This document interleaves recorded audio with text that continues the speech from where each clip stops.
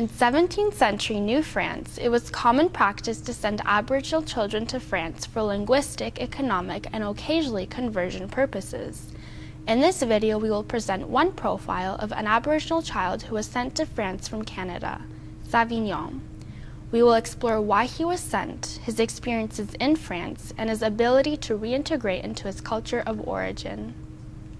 A young Huron boy given the French name Savignon was sent to France in 1610 under the care of Samuel de Champlain.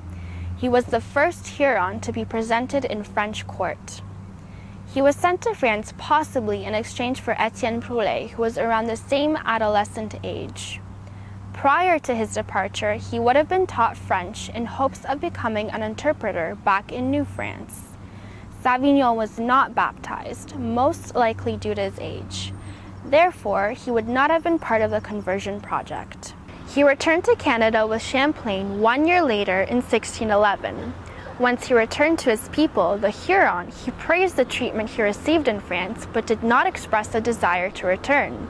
He explained that he was appalled by the capital and corporal punishment that was normal in French life, saying that if Huron children were allowed to go to France, they were in danger of being beaten or killed.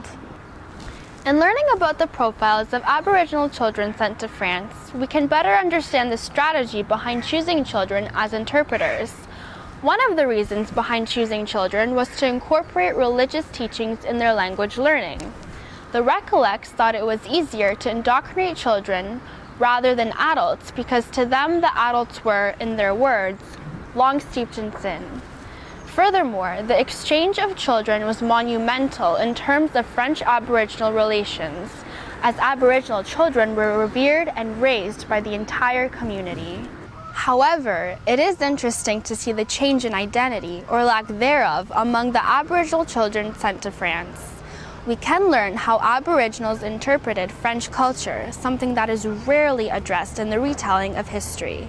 By studying their lives, we have the opportunity to learn through personal profiles about the impacts of European colonization on Aboriginal culture.